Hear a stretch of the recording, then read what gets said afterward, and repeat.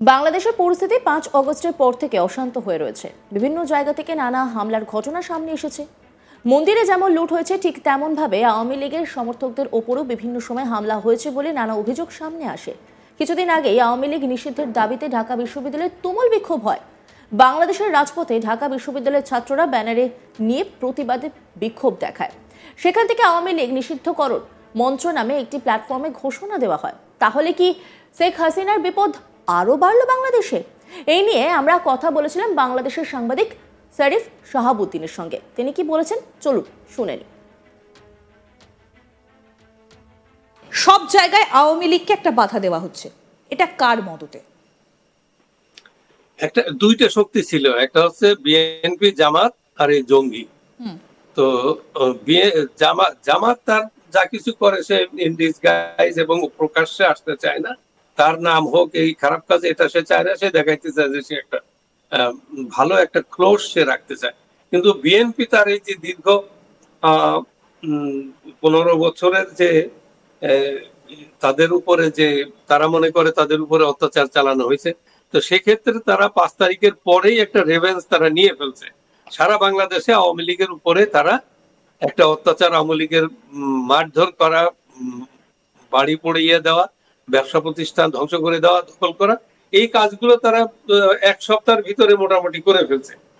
এখন তাদের যে লিডার আছে তারা দেখছে যে তাদের এই ব্যাড নেমটা তাদের জন্য ইলেকশনে খুব খারাপ হবে। তারা মোটামুটি এটাকে দমন করার চেষ্টা করছে, এখনো করছে। আর একটা জিনিস তারা যে ভয় পাচ্ছে যে এই জঙ্গি জেহাদিরা তো ইলেকশন করতে দিবে না, তাই ইলেকশন না করলে তো বিএনপির অবস্থা খুব খারাপ। সে 14 বছর ক্ষমতার বাইরে, এখন যদি আরো 5-10 বছর বাইরে থাকে তাদের সংগঠনই থাকবে না। এই জন্য ওরা ইউনূস এবং এই জঙ্গি জেহাদিদের একদম বিশ্বাস করে না। তারা এখন বিএনপিও একদম তারা বলে দিয়েছে, ধরেন আজকে আগামীকাল হয়তো বিএনপির মিটিং আছে ইয়ার সাথে, ইউনূসের সাথে, ওখানে গিয়ে তারা ডাইরেক্ট প্রেস কনফারেন্স করে বলছে যে তোমাদের এই পরীক্ষার ভিতরে আমরা নাই, টিক দিতে হবে সংস্কারে, এইগুলোর ভিতরে আমরা নাই। হ্যাঁ, সকল দলকে ডেকে যদি জানতে চাইতে, বক্তব্য নিতে তাহলে একটা কথা ছিল, তোমরা খাতা কলম পাঠাই দিছো যে এখানে টিক দাও। তো ওরা তো আউটরাইট ওটা রিজেক্ট করে দিছে এবং তারা বলবে যে আনুষ্ঠানিকভাবে তারা এটা বলছে, আনুষ্ঠানিকভাবে তারা জানিয়ে দিয়ে আসবে যে এই প্রসেসের সাথে তাদের কোনো যোগাযোগ সাদৃশ্য নেই। তাহলে কি শেখ হাসিনার এই যে দেশে ফেরার একটা প্রস্তুতি, শেখ হাসিনার ওইখানে আমি ওইখানে আসছি।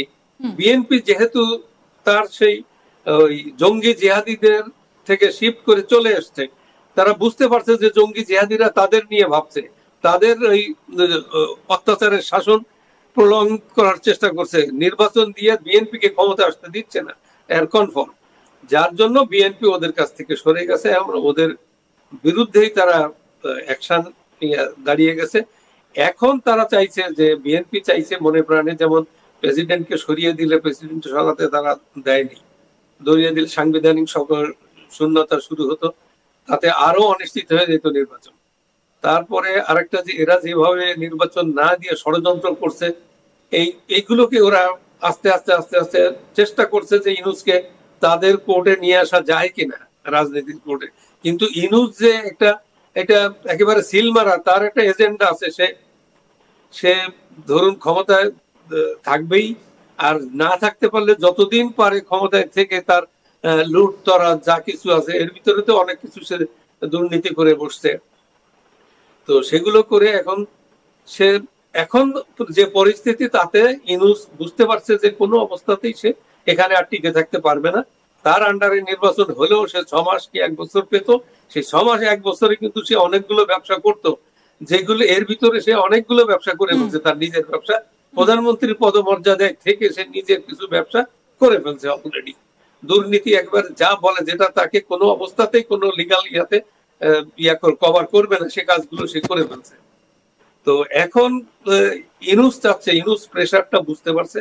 আর ওই জঙ্গি জিহাদি টোকাইরা ওরা কিন্তু প্রেশার, সভ্য জগতের প্রেশারটা ওরা বুঝতে পারেনি, যার জন্য ওরা বুঝতে পারলেও ওরা চাচ্ছে যে ওই আপনার গণতন্ত্র, তারপরে আইনের শাসন, মানবাধিকার, এতে তো ওরা যাবেই না। তো পৃথিবীর সব মানুষও তো চাচ্ছে যে বাংলাদেশে আবার গণতন্ত্র কোনো প্রতিষ্ঠা হোক, আইনের শাসন প্রতিষ্ঠিত হোক, তারপর মানবাধিকার প্রতিষ্ঠিত হোক, এগুলো তারা চাইছে, তাদের তারা জানিয়ে দিয়েছে তাদের বিষয়টা। তো ইউনূসও বুঝছে যে এই পথে যাওয়া ছাড়া আর কোনো পথ নাই, যেহেতু বিএনপি নাই, আওয়ামী লীগ তো এখন আসবে আসবে এমন করতেছে, বিএনপি তার সাথে নাই। তো এখন সে অনন্য উপায়ে এখন সে ভেঙে যাওয়ারই চেষ্টা করছে। এখন সেখানে যে একটা জিনিস হচ্ছে যে আওয়ামী লীগ, তো আপনি একটা জিনিস ক্যালকুলেশনে থাকা দরকার আমাদের, যে আমাদের ইমিডিয়েট পাস্ট গভর্নমেন্ট ছিল এবং তার এস্টাবলিশমেন্ট আছে বাংলাদেশের একেবারে সুপার স্ট্রাকচার থেকে শুরু করে একেবারে গ্রাউন্ড লেভেলে তার সংগঠন আছে। এই সংগঠন কিন্তু কর্পূরের মতো উড়ে যায়নি। হ্যাঁ, মানুষ গা ঢাকা দিছে, কিছুদিন একটা ঝামেলা ঝড় আসলে, ঝড় ঝাপটা আসলে কি করে একটু নিরাপদে থাকে। তারপর তারা তাদের যখন দেখছে তাদের স্বাধীনতার উপরে আঘাত আসছে, তাদের জাতীয়তার উপর আঘাত আসছে, বাংলা সাহিত্য সবকিছুর উপরে যেভাবে আঘাত আসছে, সেই আঘাতটা মোকাবেলা করার জন্য শুধু আওয়ামী লীগ না, আওয়ামী লীগের সমর্থক এবং সাধারণ মানুষ এখন এক বাক্যে একসাথে রাস্তায় নেমে পড়বে, এটা একদম শিওর। তো এই জন্য আমি কথাটা বলতেছিলাম যে এখন শেখ হাসিনার বিরোধিতা ওরা যে কয়েকজন টোকাই টোকাই এরা তো করবেই, ওদের ইয়াই হচ্ছে যে শেখ হাসিনার বিরোধিতা করা। শেখ হাসিনা আসলে তো ওরা থাকবেই না, ইয়াতে পুঁতে উড়িয়ে যাইব। এই জন্যই আর কি ওরা পাগল হয়ে গেছে। এখন ওরা এখন বিভিন্ন বক্তব্য রাখে, আপনি দেখবেন ওদের একটা ব্যারিস্টার আছে, এর আগে বক্তৃতা করছে। এখন সরাসরি তারা ভারতের বিরুদ্ধে দিল্লির নির্দেশে ওয়াকারুজ্জামান কাজ করতেছে, সেটা কি আমাদের মেনে নিতে হবে? আমরা এটা কি দিল্লির শাসন একেবারে সরাসরি ভারতের বিরুদ্ধে?